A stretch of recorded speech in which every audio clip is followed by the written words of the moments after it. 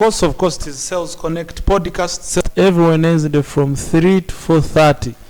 We are always here. We shall always continue doing this so that we may be together. The members who have just paid up for Sales Connect training, and of course, you have always had the opportunity to share and be part of the Sales Connect podcast. Yeah, today we are privileged, by the way. We are having some members. We have members in the audience.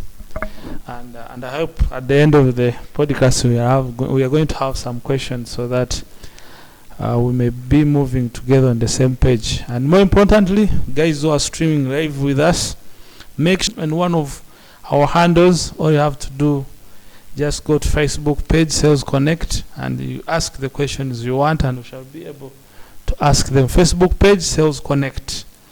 If you're on Twitter, you'll be using Angel Bahaba as the handle at Angel Bahaba. Just ask the question and we shall be able to answer most of your questions.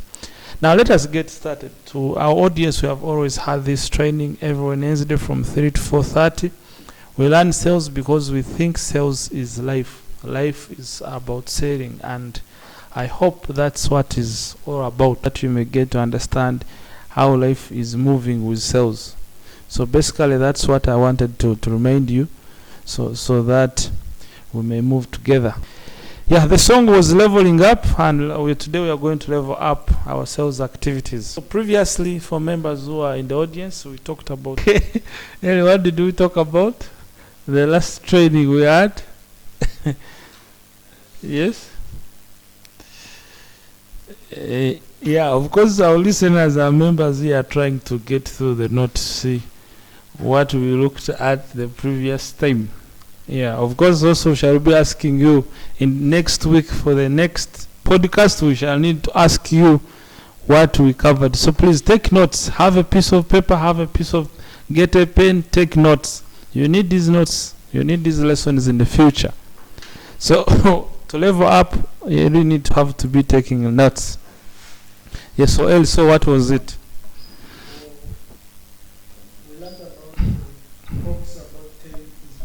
Yes, that is it.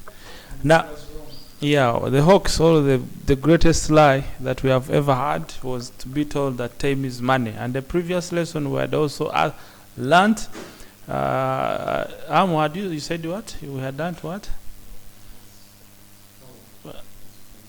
So we had also talked about value, that for you to be powerful, you must be variable. So people who are powerful, the people you admire, who are very powerful, as the people who have the greatest value in the community.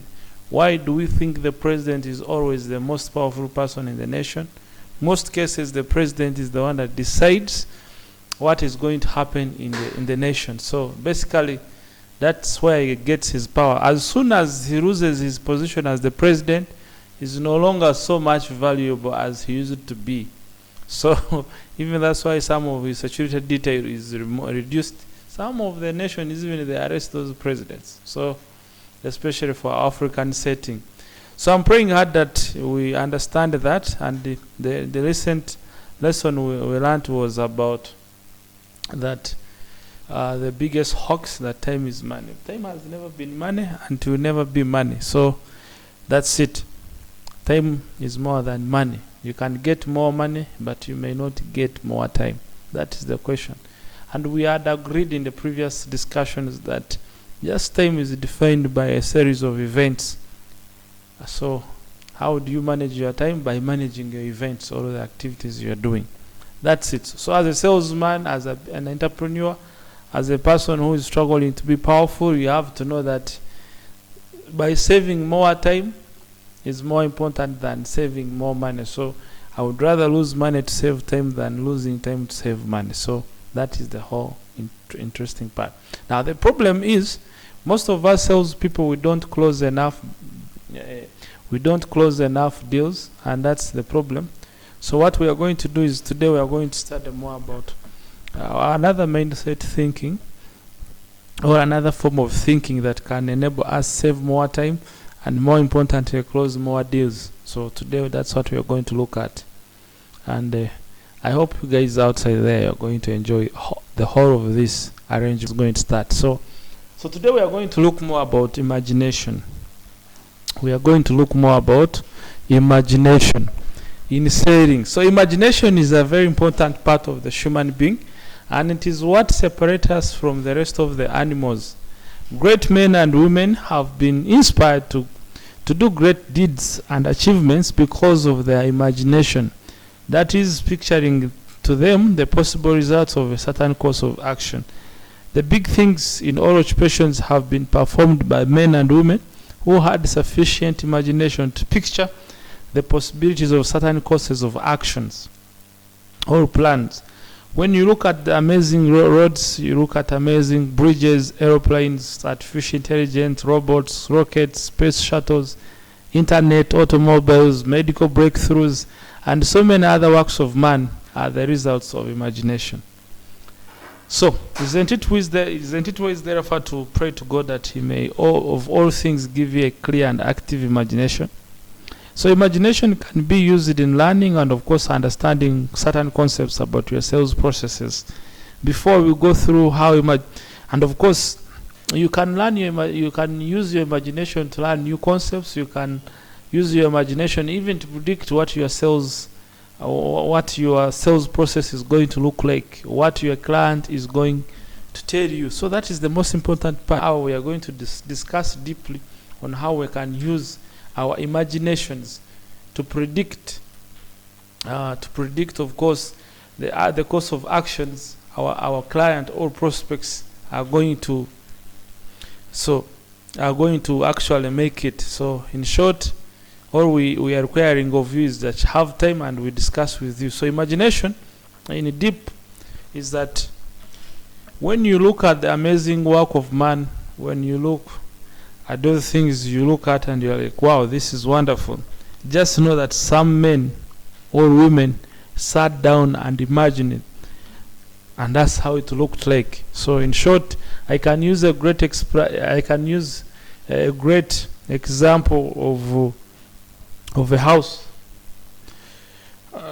Before you construct the house, you actually have to first make an imagination of how your house is going to look like, and then after you've drawn the sketches, you take the sketches to the architectures so that they can use their knowledge of engineering to see if it is possible, if it does not violate the physical laws, and then before you know it, the house is out there and it looks magnificent. So the same way how the architectures and the owners of houses and homes imagine their houses and consult with the technical people and bring it out, and so is you can use your imagination to actually predict the sales processes of a client or what the client is going to react, and you organize yourself in that design to actually decide which course of action you should make. So it is proper for a sales rep therefore to know that imagination is dependent upon the memory for its material, its records for previous impressions. But imagination, of course, is more than mere memory or recollection of these previous experience and recorded impressions. There is an addition to the representation and recollection, a process of arranging the recalled impressions into new forms and new combination. So the imagination not only gathers together the old impressions, but also creates new combinations or forms from the material gathered. This means the person practicing the power of imagination is capable of using the present information to create typically new patterns of information which can lead to the production of new ideas and concepts that can be employed in your sales processes. So if we are going to close more deals, if we are going to close more businesses, we need to employ our imagination to the full capacity. What you see through your mind will also always be translated through your results channel. So basically, it's very important for me and you as a sales rep, as an entrepreneur, to develop our imaginative faculties so that we may use our present impressions or the past impressions, present and past impressions, to make new combinations of impressions that we can use to predict the next sales process.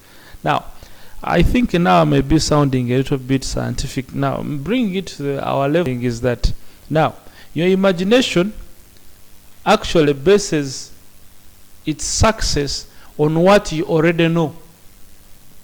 And secondly, it also looks at what you already covered in the past. And it uses your past, your present. It uses your past, your present, to create new impressions or new patterns that we can use to actually predict the next move we can make. So basically that's what makes it the most powerful faculty. In fact, Albert Einstein said imagination is more important than intelligence. So imagination is more important than intelligence. That is the most important aspect. If great minds like Albert Einstein says that, who is you and me who cannot really spare time to develop our imaginative faculties? Now, as we are saying, if I'm going to talk to a client X, what am I supposed to do? The first question is, do I know enough about a client X? Am I in the know of what the client is going through?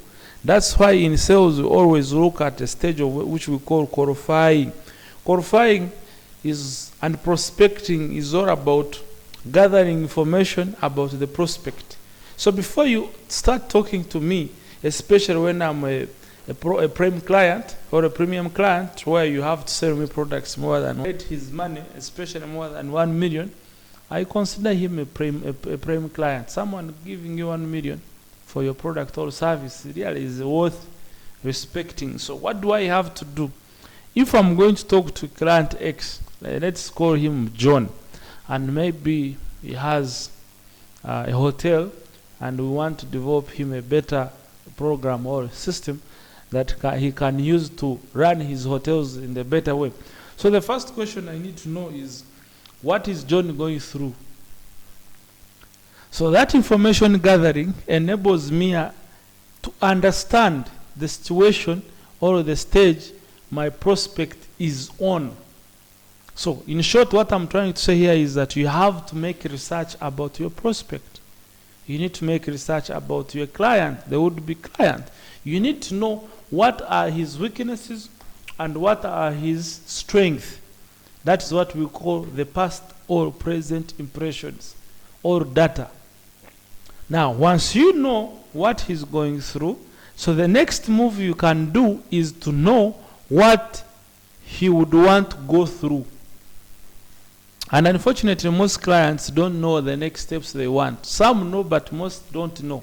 And even those who know, sometimes they are limited with their knowledge. So basically, as a salesman or as a business person who wants to sell your product to a client X, whom we've called John, you need to know what he's going through. And again, you also need to know what he went through.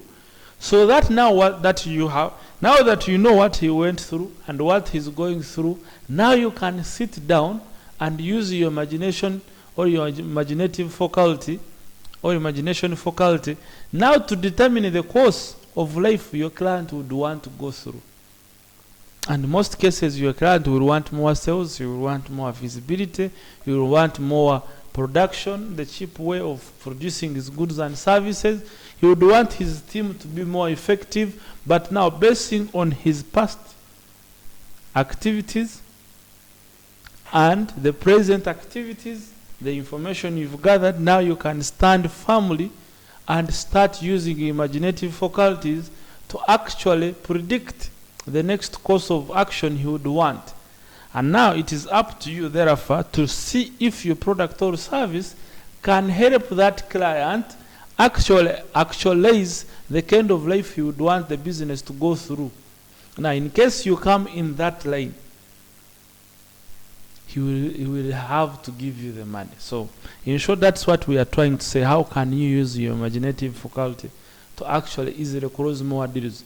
Unfortunately, most of us, the sales people and business people, as we are moving around, we see the shop or we see the hotel. For the case of John's example, we approach him, we talk to him, try to sell him, and we go.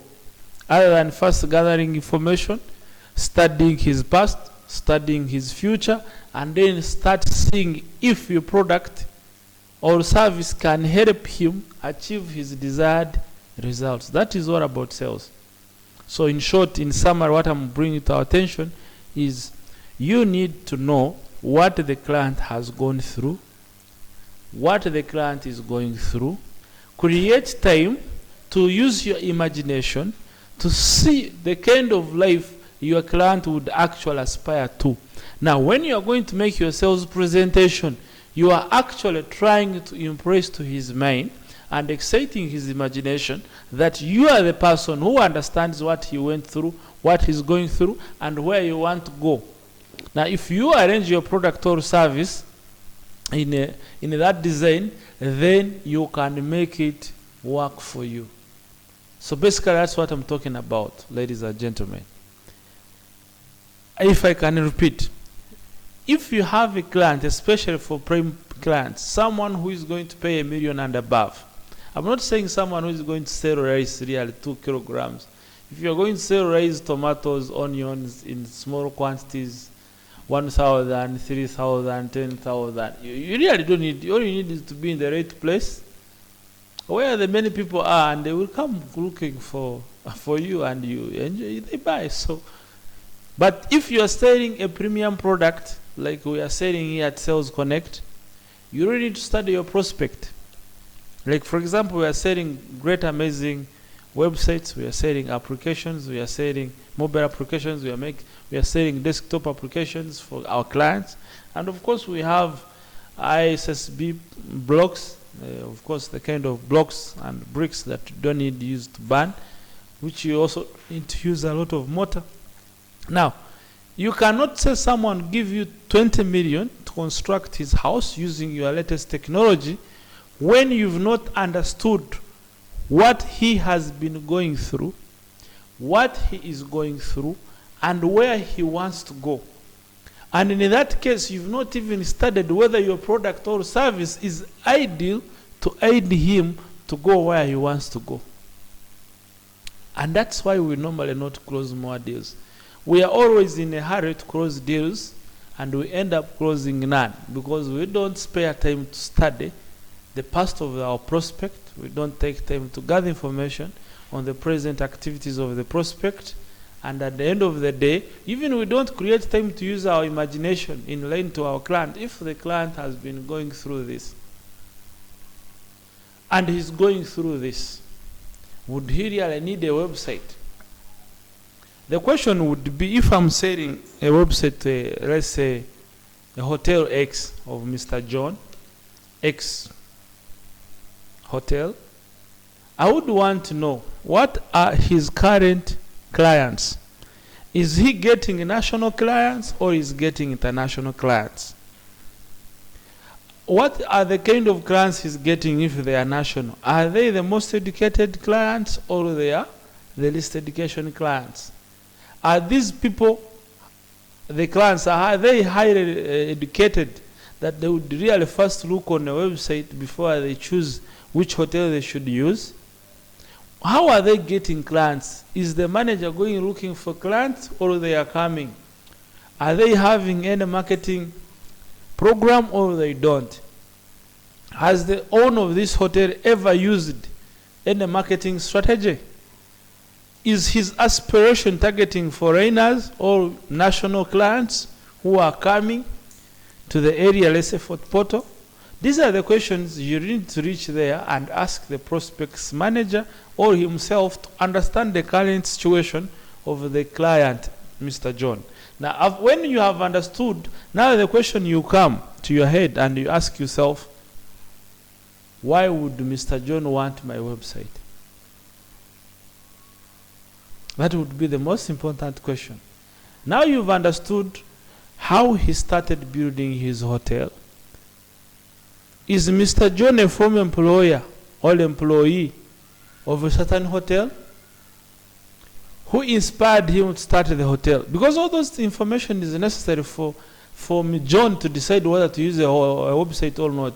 If John worked with Hotel Y and started his Hotel X, and the Hotel Y where he was a manager or whatever, they were not having websites and they were still making money, you need to know that you need to use a lot of effort actually to convince that Mr. John, for him to increase his occupation or his client base, he may need a website.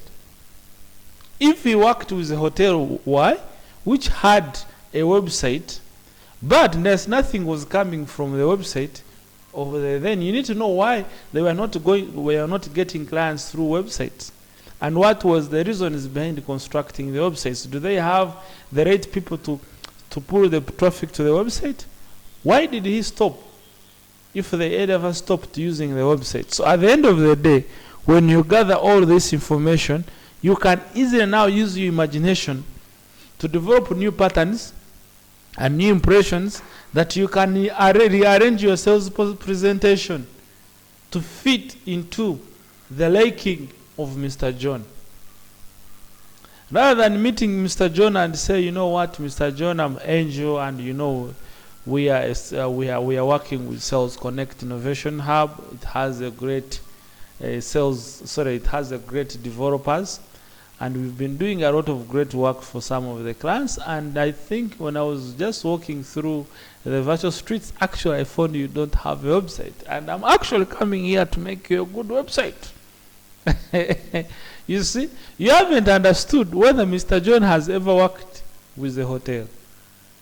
You've not known whether Mr. John sees a website as something that can build his brand visibility or increase his potential to get more clients, especially either in the short term, in the long run. Now, even if you've not understood John's objectives in the short term or a long term, for example, John's objective might not be getting clients, maybe constructing more blocks so that he can get more rooms.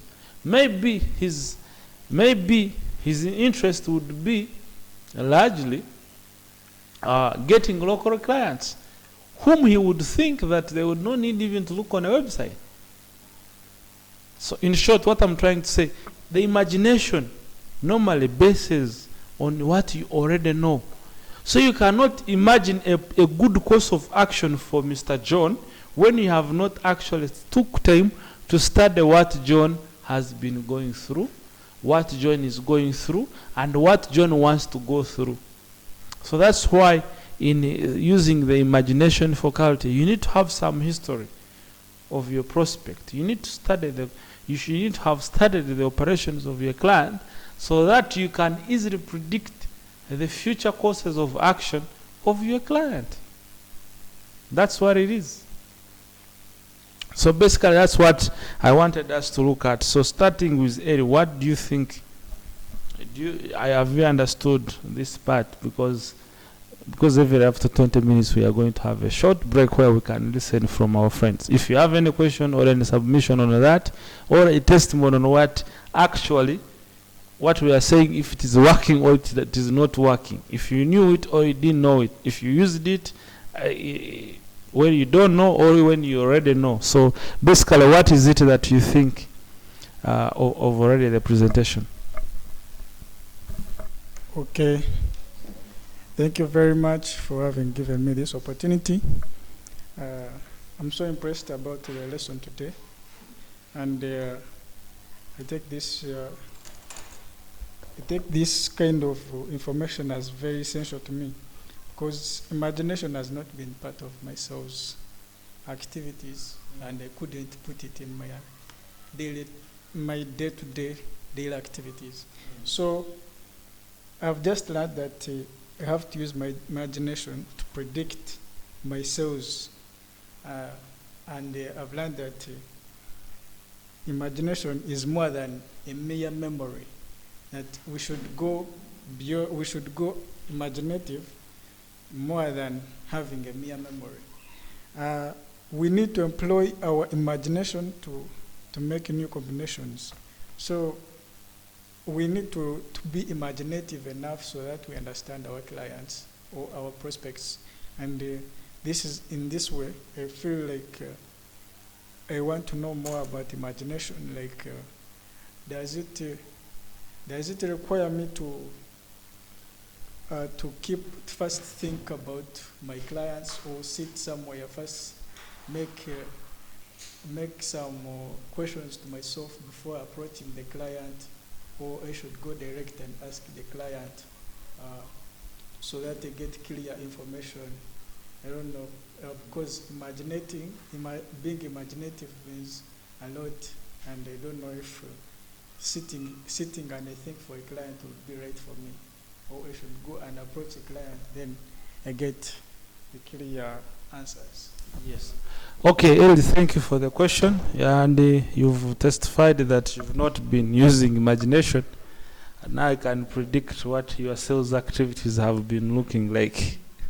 So in short, imagination is a place or something that actually separates us from the rest of the animals. As well as, of course, humans are best as animals. We are animal kingdom. We are in animal, the Homo sapiens. So in short, you cannot succeed as a human when you've actually not employed your imagination faculties. Now the question you are asking is, do you need first go there, or you sit and imagine?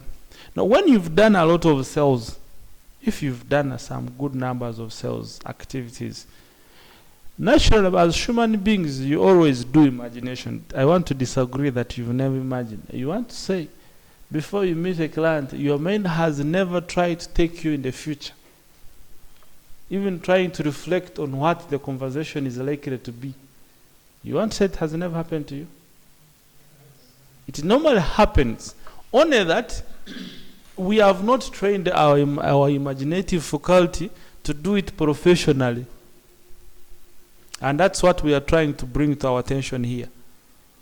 We are trying to say, you can use your imaginative faculties to actually develop your ability to see things,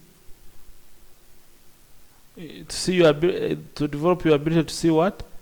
To see things more than even you could imagine. So, as we said, your imagination cannot be that sophisticated unless you have to first gather the information.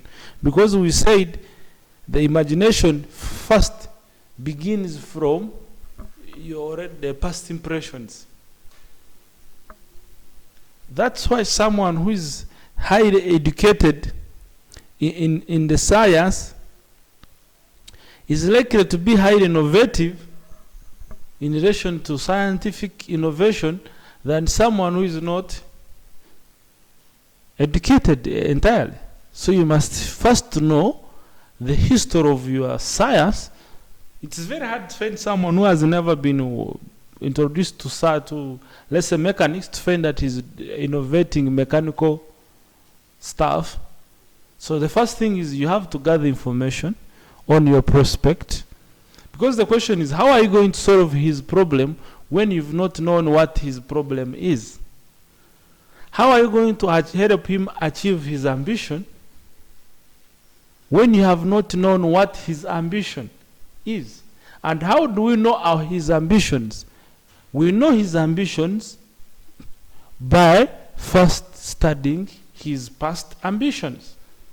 Because all of us at the age where we are, it is a product of our past aspirations, our past activities. So how will you help Angel when you've not first evaluated what he has been going through? And how are you going to help me achieve my goals, achieve my ambitions, or solve my problems, when you've not first analyzed what I'm going through currently? Even if I don't tell you where I want to go, if you study what I went through, what I'm going through, you can easily use your imagination to actually know where I'm going to go. Hopefully that one is clear. So it's better if you've done your prospecting right, That is, you've done the other part of information gathering. But sometimes when a client is going to give you 2 million, 1 million, 5 million, 10 million, 20 million, you don't expect him to actually instantly make that decision. And sometimes I wouldn't expect you to instantly present you to make a sales presentation to him. Hopefully that makes sense. If someone is going to part with 1 million, 1 with 6 zeros, it's going to be dangerous of you to attempt to close a deal on the first meeting. Remember, there is a newness objection. He doesn't know you. He wants to see how legal. I think some of the clients were asking you, how legal are you? How authentic? Yes, I know, I've seen what you're doing, you are right. But the question is, how do I trust you with my money? You get? Because maybe the first instant you made a sales presentation to him. And remember, we shared that 90% of the clients are what we call the prospects. The home prospects or buyers in heat, it's only comprises of 6%. People who you will say, you know what, I'm from Sales Connect Innovation Hub. We do a great, highly converting, fast websites. It's like, wow, I've been looking for you. Stop. How much are you charging? Okay, let us start tomorrow. To be honest, 6%. But the rest of the 90%, you really need to walk with them through a sales process. You need to gather the information about them. You need to know. You can even gather information from their competitors. Because now how are you going to persuade him to buy a website when his competitors are not investing in the website? But if you've done your homework and you've realized most of his competitors are actually engaging in website development, then you can use it as also actually a closing technique. Like, by the way, Angel also have Hotel B. He's already making a website with us or with another person. These ones already have. You are the one being left out. Or if they are not investing in a website, you can say your competition is very less on this. If you can invest this money into the website construction, now you can actually be a step ahead of your competition. So either way you sell. But that one is possible after you have used your imagination or your imaginative faculties. So what am I trying to bring to our attention is that you have to spare time, have time as one of your sales activity to actually imagine. Imagine. Say if I was Mr. John, having the hotel as big as it is, 60 rooms, and majorly I'm targeting tourists because maybe through your initial conversation with the manager, with the cook, with the gatekeeper, whoever you used to gather the information, would I really choose to invest in construction of the website? And if I was to choose to invest in the construction of the website, whom would I trust? How much would I be willing to pay? These are the questions you are asking. You are not Mr. John. You are imagining yourself in the position of Mr. John. And then you also go ahead and see how many prospects or how many clients would Mr. John get from the website. Is Mr. John's main concern about customers or he wants his brand visibility? What are his priorities right now? Through the information you gathered, now you can use the present and the past information now to predict the course of action Mr. John would choose to make. Because you've already put yourself in the shoes of what? Of Mr. John. Now you know the most questions Mr. John is likely to ask. And now you've made your script. By the time you reach there, you will know what would stop Mr. John from buying. If it is a price, you've already handled it. If it is a newness objection, you've already handled it. If it is quality objection, you already know how to handle it. All the 6 objections we already covered. You know how to handle them. And then you can go ahead and make a presentation when you are fully Because you've taken time to walk in the future of Mr. John. And you never walked as someone, as Angel or Humphrey or whoever, but as Mr. So that is what this separates us from the animals. Animals have no ability of walking into the future. That's why I have not seen a cow innovating a car. Imagine if you found cows trying to make cars. You see, what separates me and the animal is actually the imagination. And all the great things you're looking at on this earth is because some people studied the past, studied the current situation, and tried to see if it was like this, how would it be? And then they went now for the technical people, especially for the innovation part. Would it really disobey the laws of physics? Would it disobey the laws of chemistry, biology, whatever it is? And they went ahead to experiment. And boom, products came out. So basically that's the biggest thing. So Mr. Eddie, what we say is that you actually need to first gather information. If he's going to give you $1 million and above, doing a prior research about the client is much more better than just bumping into him half prepared and you lose the sale. And again, remember we say we are trying to save time. What is very important is time, right? So if you don't spare time to see if actually Mr. John would be interested to invest in the website and you have hazarded a go there and he doesn't buy, yet you would have already known it in the information gathering stage. And so even don't waste your time meeting Mr. John after analyzing how if you would be interested, then you would have wasted time. So basically that's what I was looking at, ladies and gentlemen, that you need to walk through. Imagination works on the power of the past, the present, and can help you predict the future. Humphrey, any question on that?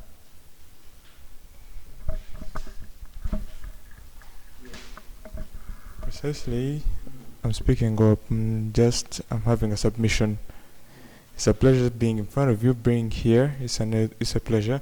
So basically what I'm learning here is about imagination, how you can use your imagination to get somewhere else. Because with your imagination in your process of sales, you can determine whether this client may buy or may not buy, depending on the kinds of conversations you may have with him or her. And this is one thing I've not been employing in all my sales presentations. Plus also, I stand to be corrected. I normally forget to do those research works on different clients. So this has been a major reminder to me that I need to get research and information about these clients I'm meeting, because imagination normally deals on the information you have, past information and present, to determine the future patterns. So I've learned to use this to gather information, use it to detect the present, then the present to lead me to another future. That is helping me throughout my sales presentation. So basically this is it for me. The question I would have had, you have answered it already. Okay. So basically imagination, people who are not making great sales are people who have weak imaginative faculties. When you have not developed your imaginative faculties, you cannot anticipate the challenges, the obstacles that you are likely to meet so that you overcome them. So by sparing time, have your quiet time and start imagining. You hear the word imagining, like if it was like this, how would I handle it? If it was like that, how would I handle it? Now, through that mental practice, you reach a period where things are becoming easy on your side. But unfortunately, most of the salespeople, they just meander around the streets doing whatever they want to do. And when they don't make sales, well, they blame the company, they blame the quality, the prices. They also come to be like those clients who are complaining about their services. I've heard so many people suggesting, let us reduce the prices, let us do this. The clients are saying, the issue is that you never imagined that if Angel says that the price is too high for a website, 1 million for a website. What could be the right answer? Now you're imagining. Even the question is, would even Angel have the guts to spare a 1 million on a website? Or that would be too little? Would it be too little or too much? You see? Now, as you're asking those questions about Mr. Angel, and that's why we have project books, not books that we take records of our clients. We are studying the clients, like how doctors study their patients. If you have ever been in a hospital, if you've ever been sick, some doctors will come and give you certain medicine, even before the dose ends. He says, you know what, we need to change the medicine. We need to change? Why? Because he has taken a record of what you've gone through, what you've been through before he came. That's why they ask you questions. When did you get the sickness? How strong is it? Did you do this? Did you do this? Did you do this?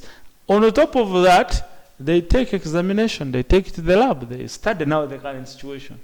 And then finally, it's okay, this is likely to happen. But as he's in his clinical room, he starts using his imagination, studying the progress of the patient. All of a sudden, he says, we need to change the course of the medicine. And when he changes, you see the first improvement. So also you need to study your client as if a doctor studies his what? Maybe the kind of approach you used was the wrong one. You need to use another one. But how will you know that the approach you've used on a prospect is the wrong one when you've not taken keen interest in studying the prospect? When you've not given time to know. Instead of reaching 100 clients in a week or in a month, and they all don't turn up to yield, or a few turn up, you'd rather reach 50, take good notes on them, and 50% of the 50 buys. You are far better than the other one who was passing through. So basically that's what I wanted to tell you. Secondly, on the power of imagination, there is also another practice we call visualization. Visual. The difference between imagination and visualization is visualization, you paint pictures of the results you want the client to go through.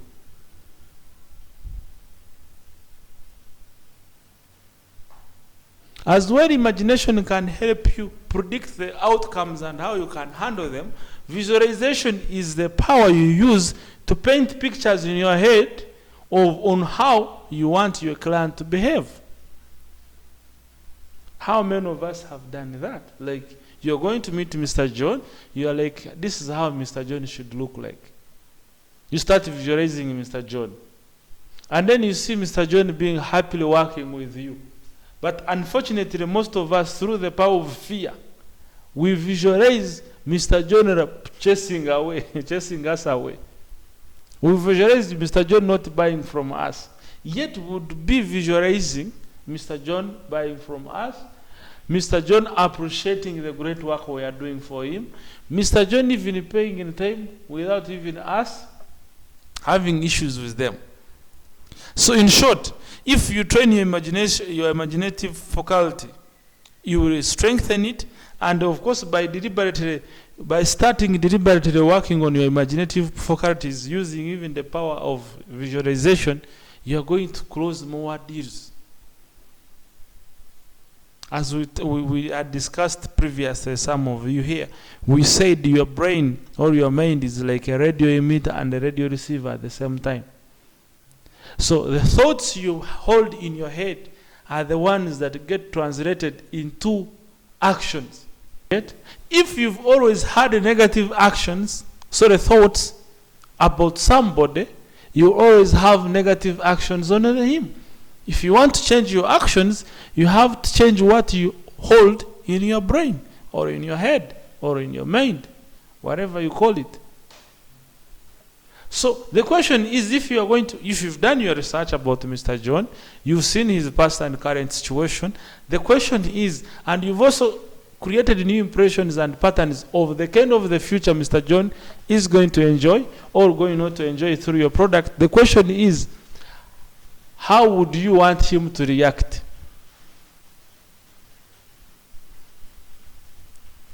And what you should know, whatever you are thinking here, through the power of focus and concentration, is going to be received by Mr. John. I want you to do an experiment.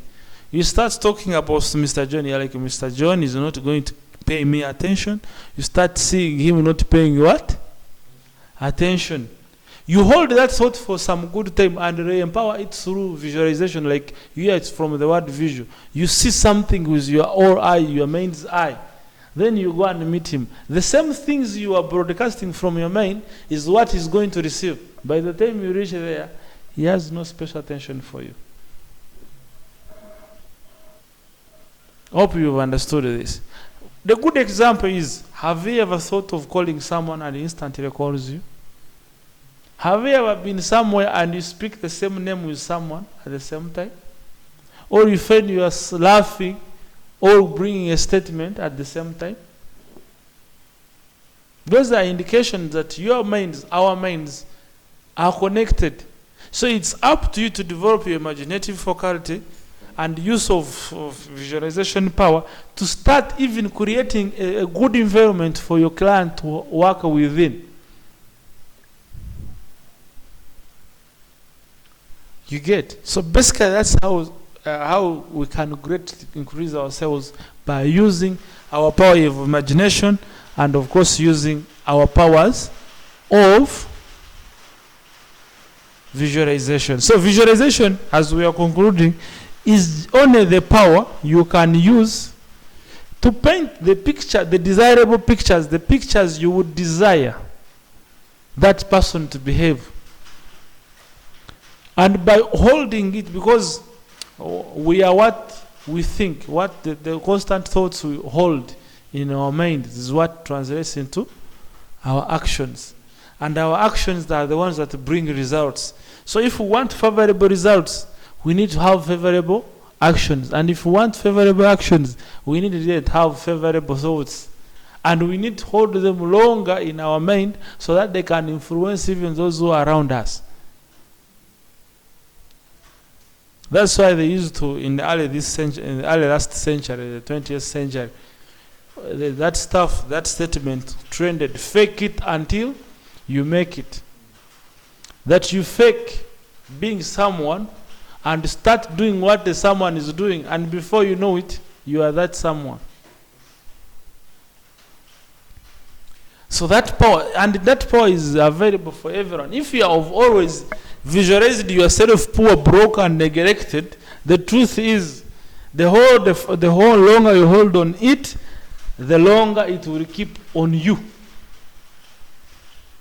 So if I want to change things, then I should start changing the pictures I'm holding in my mind. If I keep painting pictures that Angel is not going to pay me, Angel is not going to buy from me, the truth is Angel is most likely not to buy. So the question is, how do I increase sales? One, do the due diligence study, understand what your prospect is going through, and you know why you should do it. You do it entirely for a better reason, to understand whether you are the right person to solve his problems and how best he would want his problem to be solved. So that when you're doing your sales pitch, you actually speak what he wanted to hear. And if you do that through your power of visualization, you can influence him to enjoy your presentation in a more desirable manner. So basically, that's what we are looking at as a people, as a sales people, as a business people. But unfortunately, as we said, fear has removed the people to only imagine and visualize only weird things. And that's why even our lives are weird itself.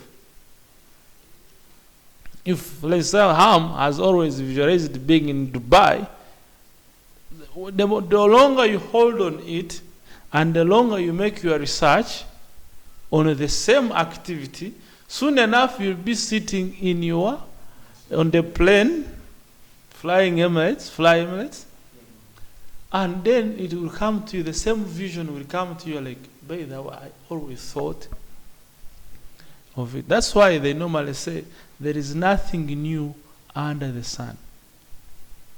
Nothing new And there is nothing that has ever happened to you that you never knew or visualized it. So basically that is it. So you have nothing new. You first visualize the picture you hold over. So if you've always visualized people working with you, people supporting you, and then you are doing the actions that actually empowers them to do what you're visualizing, then the same situation is going to happen.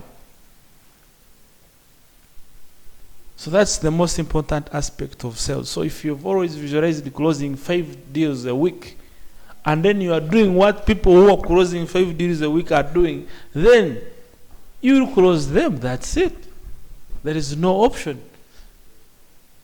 But if you've always visualized, you know the difference. Confusion comes when you visualize good things and you do weird things. In short, if you've always visualized you enjoying a certain kind of life, and you are doing things that discourage you, that discourage that kind of life you're visualizing, that's where confusion and depression comes from.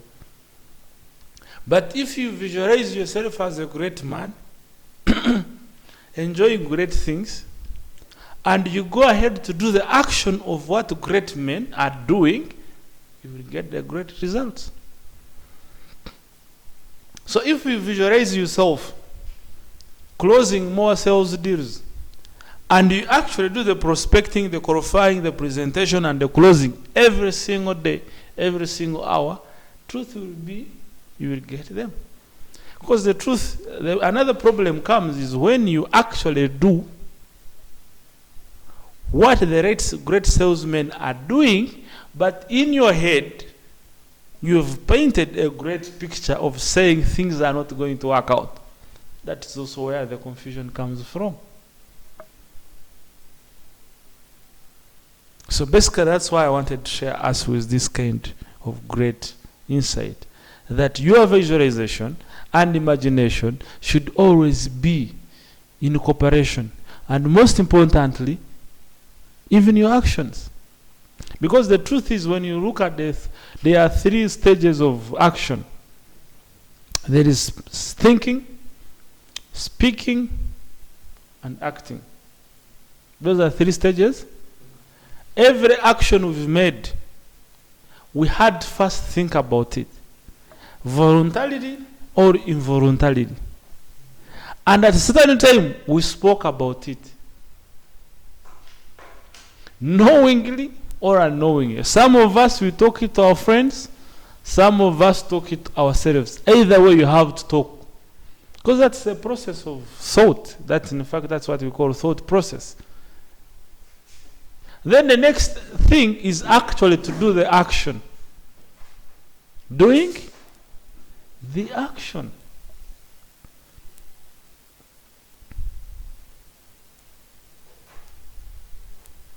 Now, imagine if your thought pattern goes wrong.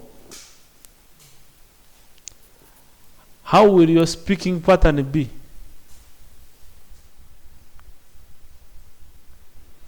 And those 3 parts influence each other symbiotically, or in that natural way. You get from the thought, you go to the talking, and you go to the action. From action to thought, whatever you do also influences your speech. At the end of the day, also it influences your thoughts. So that's why we are saying, if you are thinking right and you are speaking wrong, then in fact you confuse us. But most importantly, you confuse yourself. That's why lying, we say when you lie long enough, you start believing your own lie. You remember the other story I shared of a professor who was reading, and then children at the balcony there, and then children were making a lot of noise down there. He says, how do I get these boys without fighting with them? You know, when you're a professor, you don't need really to exert so much energy. So what you got to do, you have to be intellectually steady to confuse those kids and go. Then down the thought comes to his mind, is like, what if I tell them that an angel has fallen from heaven and is up there at the church? Children always do love mysterious beings. That was in the head of the professor. And all of a sudden, he goes like, you kids, you know what? You guys, you're so amazing. But what you don't know, an angel has fallen and has visited our church. The kids are like, what? I want to see the angel. And the rest I want to see the angel. All of a sudden, they rush to the church. Now the professor is happy, he has made a lie. And the lie has worked. So what happens? The professor goes back to read. As he's reading, those breaks, whenever you are reading, there are always breaks. He sees two people going up. It's like, okay, people are going up. He sees another group of 6 going up. Another group of 8. It's like, oh, I need to ask. When a group of 12 comes, like, you guys, where are you going actually? It's like, we are going to the church. Why? An angel has fallen. It's like, these guys are idiots. How could the whole village fall for my lie? He goes back to read. As he's reaching up, now a group of 30 is going up to the church. A group of 60 is like, what? I need to ask these ninjas. Like, guys, where are you going? Going to the church. Why? The angel has fallen and has visited us. And what the professor says, maybe it's true. He goes to the church. So what does it say? The more thoughts you hold on yourself, whether they are true or lies, you'll soon believe them. So your thinking pattern, your speaking pattern, and your action should always be in collaboration for you to get the desirable results. Either all of them influence each other. What you speak influences your thoughts, and what you speak influences your action, and your actions influences your speech. At the same time, it influences, but all begins from the thought pattern. So if I want to change my speech, I need to change my thoughts. However, some people, it doesn't take short time. For example, if you have always been a thief, to change your act of theft, you can start talking to yourself that you are not a thief. But don't expect that results will come instantly until your brain conceives it. Until your conscious and your subconscious mind conceives it, then it is very hard to see the change. So all you need is to keep on impressing the same thought to your mind. So is, if you have a thinking and a feeling that angel is not going to buy from me, all you need, even before reaching angel, first impress it to yourself that angel is going to buy from me. And then the question is, don't just think. That's now what we call daydreaming. Go ahead and do the actions that would enable angel to buy from you. Even start talking about it. That's why talking about it is very important. Because talking also influences your brains. And your brains also influences your actions. And the actions do the reverse like that. So basically, the only way how to increase ourselves is using the power of visualization. And visualization is all about holding pictures that we desire to have so that we can experience them in real life. So the more you use your imagination faculty, the stronger it will become. Use the same methods you use it to develop your memory, but more important, to develop new patterns in order to create new ideas and concepts on how to properly make your sales presentations and close more deals. Use your imagination faculty to make your prospects believe you and believe your products and your services. That's the most important thing. So you will not get sales by just going to the field. You need to gather information. You need to study your client. In fact, you should be having like an imagination board and study board, like Angel, client B, client C. Now, what are the current activities are we doing? Are the activities I'm doing actually leading him to the sale or not? If yes, fine. If no, fine. Then it's very dangerous for you to reach a client when in your head you already convince yourself that he's not going to buy from you. And again, as we said, as we are winding up, your brain has always found a way of tricking you. Now, if it keeps tricking you, unless you challenge it, it will only keep giving you bad news, weird news. Things are going to fail. The sky is falling. You are going to die. Because your brain was wired biologically never to help you, only to protect. So it is more attracted to the bad news and weird situation than good news and great situations. Why? That's how it is. So it's up to you to influence it to only produce the results that you desire. Left on its own, it will always bring nightmares for you. So for that case, I pray that we now start using ourselves, our mental faculties, especially the imaginative faculties, and again use our visualization faculties for us to understand. Now you can research more about the power of imagination and how you can develop your imagination. And if you're looking for a book that you can actually buy and learn more about that, all you need is The Fool's Way to the Top. The Fool's Way to the Top is one of the books I wrote, and I have a full chapter on imagination and visualization, how you can use them to actually develop yourself. And it's an aspect we've not been developing for some time. That's why our creativity has been so low. Just grab that book and enjoy it. So maybe any other person who has a question, as we are winding up, we should end. Peter, you have a question? City, you have a question? So basically, as we are winding up, ladies and gentlemen, those who are streaming with us, thank you. We can see some members already with us. We also pray that those who are not getting it because of the internet connection, just wait at 7. Today at 7, be there and you will have the whole arrangement. So you need to know this, you learn more about this and enjoy closing more sales. For that case, let's end up our podcast today. We talked about Sales Connect. Of course, we say it's Sales Connect podcast at Sales Connect Radio. Of course, being hosted by Sales Connect Innovation Hub. All you need is to be innovative. If you need a website, just call on us. If you need a mobile app, call us. If you need a mobile desktop app or system, just call us and we shall be next to your door. And if you want to build a house and you don't want to spend a lot of money on it and still have that luxury mansion of yours, all you need is just call us and we shall be next to you trying to do great work for you. And more importantly, if you want to develop your sales team and you want to increase your sales, if your company largely depends on sales like most of them, and you have a sales team that is not being productive, all you need to do is just reach us and we shall be happy to serve you. Ciao.